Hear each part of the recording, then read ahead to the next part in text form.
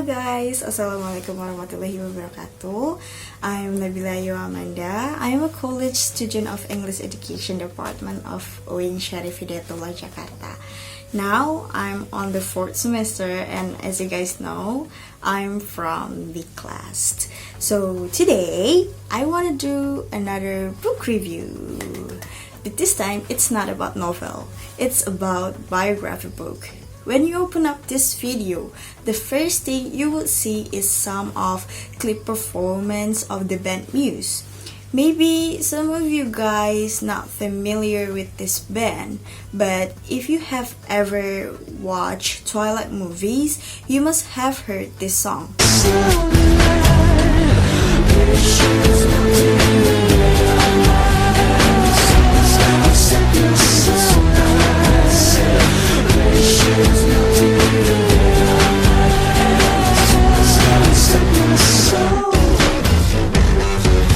Yeah, this original soundtrack, Supermassive Black Hole, is one of Muse's songs. Muse are an English rock band from Teignmouth, Devon, formed in 1994. And the band consists of Matt Bellamy as lead vocalist, guitarist, and keyboardist, Chris Wolstenholme as a bassist and a backing vocals, and Dominic Howard as a drummer. And because I become one of the biggest fans of this band, I really want to review this biography book of this legendary band Muse. The title of this book is Out of the World, The Story of Muse. This book was written by Mark Beaumont. It was published on January 1st, 2010 by Omnimbus Press. This book consists 316 pages and 10 chapters, and also this book consists a lot of pictures of the group. Out of this World, The Story of Muse is a biography book that delves into the history and the journey of the rock band Muse.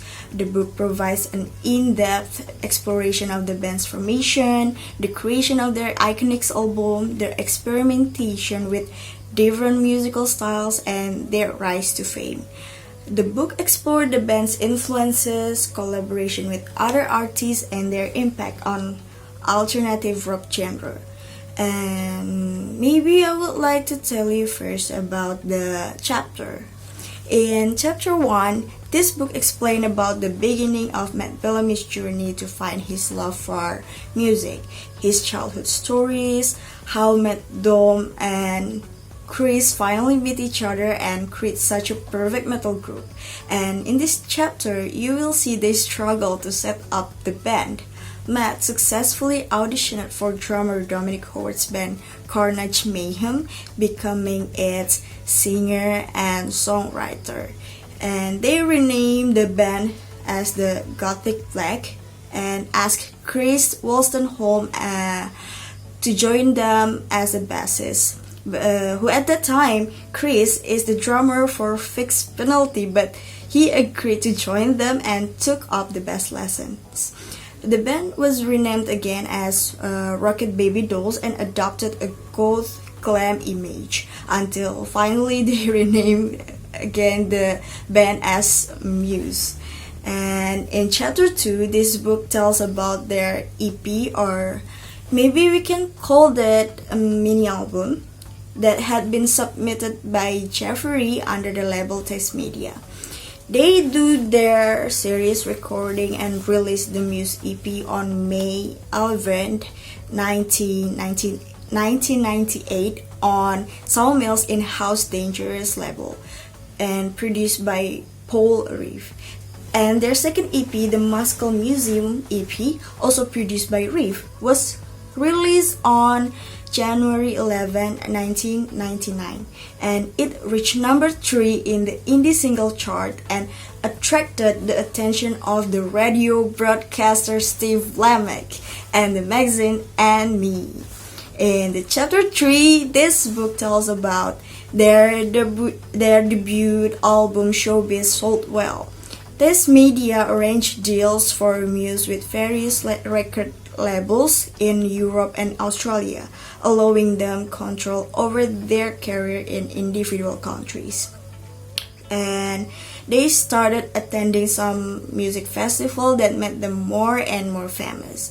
And when they released their second album, Origin of Symmetry, in 2001, the album received positive reviews by critics. Enemy gave the album 9 of 10 and wrote, "It's amazing for such a young band to load up with a heritage that includes the darker visions of Cobain and Kafka, Mahler and the Tiger Lilies, Cronenberg and Schoenberg, and make a sexy populist album."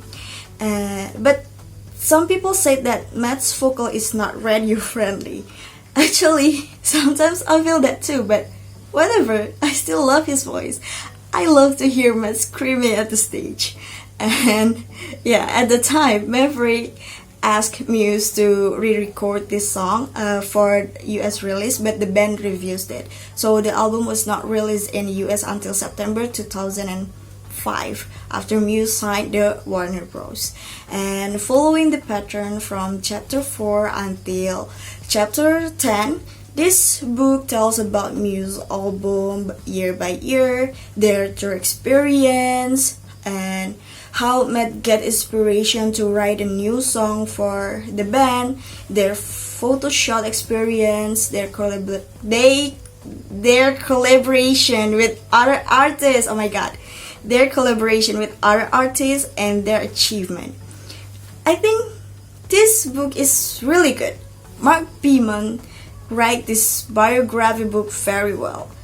I chose this book for my review assignment because, as I said before, I'm a fan of the band Muse. When I first heard their song, I immediately liked it. I feel like their song matched my energy. So I start to find out about this band. I watched their live performance on YouTube, and it was sick, that they are very, very cool. It makes me like them even more, and also makes me curious about how they can make a song with that lyric that I think it was beautiful. And I think this book can answer all my curiosity.